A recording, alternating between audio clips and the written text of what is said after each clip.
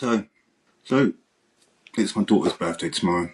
17. 17 years since the day that she changed my life. Since the day she changed me. I remember it vividly. The air in the hospital. That moment. That second when I heard her cry for the first time. And it was like everything before her went quiet. Like life hadn't even really started until she arrived. That was the day I became something more than just me. That was the day I understood what real love feels like. Not that Hollywood crap, not the conditional nonsense people throw around. Real love, the kind that rewires your soul, the kind that anchors you even when everything else falls apart. She made me want to be better, want to be stronger, want to be more patient, more human. She gave me purpose. She gave me hope. And in those early years, God, we were magic. The giggles, the cuddles, the little whispered secrets in the dark, the drawings she'd bring me, the way she would run to me like I was the safest place in the world. I can still see the day now. I can still see it. I can still see the sparkle in her eyes. I can still see the trust that she gave me. I can still see the sparkle in a smile. Like when she smiled at me, like the world made sense at that moment. And that look, it meant something like, it said, I trust you, Daddy. But over time, that sparkle started to fade. Not because of her, not because of me, but because of the world that she was made to live in after we broke up. At first, even after the split with her mum, it was okay. We still had smiles, still had our moments. I thought we'd weather it out, but no. But slowly, subtly, the weather changed. The bows I bought her, the Jojo Siwa bows, the bright, bold colours, stopped going home with her. The clothes, the toys, the things we'd share, she'd leave them behind. I'd post cards, I'd send little reminders. I'm still here. I still love you. But eventually, I was told not to send them anymore. That it wasn't appropriate. That what's inappropriate is telling a child that loving their father is dangerous. What's inappropriate is making a child choose silence over safety. I didn't make her choose.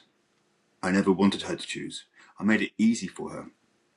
I told her, you don't have to pick sides. But by doing that, I made it easier for her. I made it easier for others at least to tell her to forget me, to erase me, to pretend that I never mattered. Because that's what they did. Not just to me, but to her. They didn't just take her from me. They took me from her. And now, here we are. Was it an hour till midnight? An hour from the anniversary of the most important moment of my life.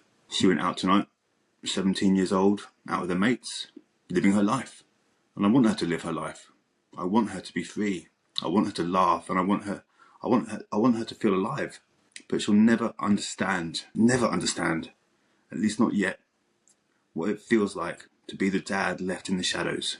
The dad who wakes up every morning and instinctively calls her name like she's in the other room, only to remember that she's not.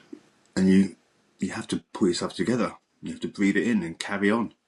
But the ache never goes. It just hides in plain sight.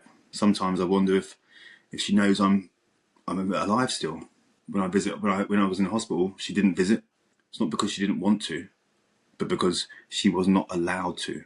Her mum would kick off. Her mum wouldn't drop her off to the hospital. Her mum wouldn't pick her up from the hospital. Her gran, her uncle, her whole extended family, they keep her close with guilt and bribes and backhanded rewards for tolerating her mother's bitterness. And I'm the villain. I'm the villain in the story. Me. The man who gave up everything. Who said in court, let her live with her mum. Because she called me. And she said that's what she wanted. I thought I was doing the right thing. I thought I was protecting her. I thought that would make peace with my ex-wife. I didn't want her torn in two. But maybe, if I'd fought harder, maybe I'd still have her. Maybe I'd have my home. Maybe I'd have my daughter. But I didn't.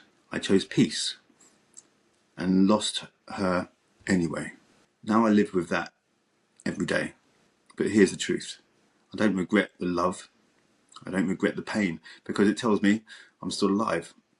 It reminds me I feel. It reminds me that I care and that I see hope. People love to judge. People love to judge. They throw labels like narcissist because I won't play to their rules or tolerate their bullshit. But they don't know what it's like to hold your child and then be told you're not allowed to exist in their world anymore. They don't know what it's like to be erased from the one person who made life make sense.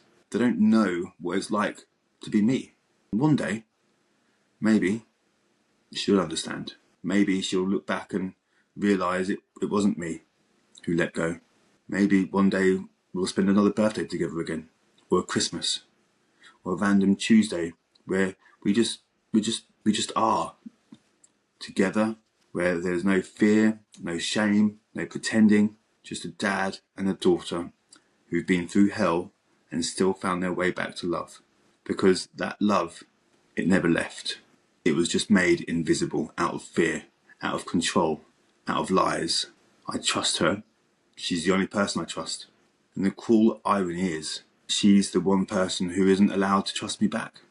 But I'm still here, 17 years since the best day of my life. Another year older, another year wiser, and another birthday not with you. The things I sacrificed to give them happiness, to try and create peace. And I'm still the person being made to be the villain. I'm still being made to be like I'm the leper. I'm still treated like they're ashamed of me, like my daughter's ashamed of me. But I'm the one who's made sure that she's got everything she's got.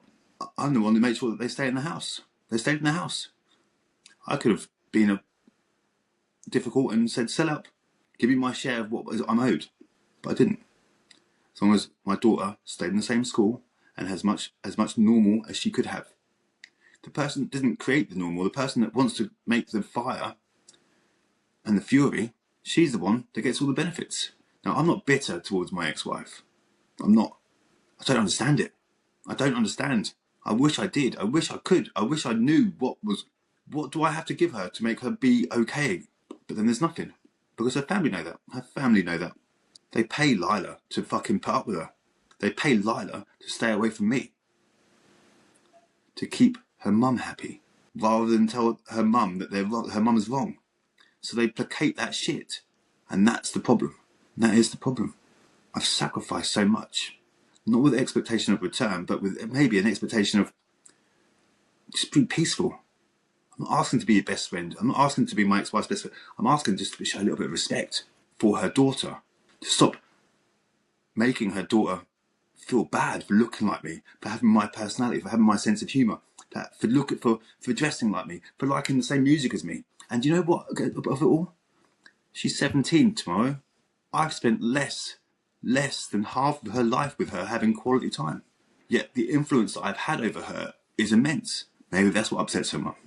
I don't think when parents are like this, and it saddens me to say, I don't think that they love their kids. Because if they did, they'd be willing to make sacrifices. They'd be willing to make compromises. They'd be willing to say, do you know what? Do what makes you happy. But my ex-wife, and there's thousands and millions of other women out there like it as well, they would much rather make their own children miserable to suit their own needs. That's not love. You don't love your kids when you're doing that. You don't love your kids. If you're stopping your kids from being themselves, from spending time with their dads, and vice versa, if you're a dad, stopping your kids from spending time with their mums, you don't love your kids. Your kids are just an extension of you. You can't control them forever. What are you going to do? You're going to stop them from seeing boys when they get older. You're going to choose what boyfriend they have. Because my daughter doesn't choose what fucking blokes my ex-wife sleeps with, does she? It's anything to hurt me. But you're not just hurting me. You're crippling our daughter. I spend my time now trying to make peace with the people. Trying to educate people that you don't want your kids to go through what my daughter's gone through. People label me. People don't like me. What, for trying to make sure your kids are okay? For trying to bring peace? All I do is educate people on the impact of conflict, to minimise conflict, to compromise, to sacrifice, to be humble, own your shit. Is that so bad? No one's perfect. Everyone's shit stinks. I guarantee you, I could say some stuff right now about my ex-wife that would bury her. My daughter has told me stuff about her over the years that I could have buried her with social services, with Kafkas, with the courts. But I won't breach my daughter's trust. You do this to your kids. You don't love your kids. And there's no woman, no dad, no man, no woman, no one who's doing this to your children, who alienates when it's safe for the children to be around either parent, and the parent stops them from being around that child, the child from being around them, their parents. You don't deserve to be parents. You should be castrated. Your children should be taken away from you. And you need to get some therapy. Dislike me all you like. I'm not here to be liked. I'm here to make sure people don't go through what I've gone through. And if they've made mistakes, I'm here to make sure they rectify them, own their shit, and grow. And the problem is with these people who alienate, they can't grow, they don't grow. It's not possible for them. It's not possible. I'm not perfect. I make no claims to be perfect in my marriage. I spoke badly to my ex-wife. I wouldn't eat the food that she was serving me because it looked funny, because it was Filipino food. Yes, I'm not perfect. I know my errors. I know my flaws. I've worked on making them better. I've evolved.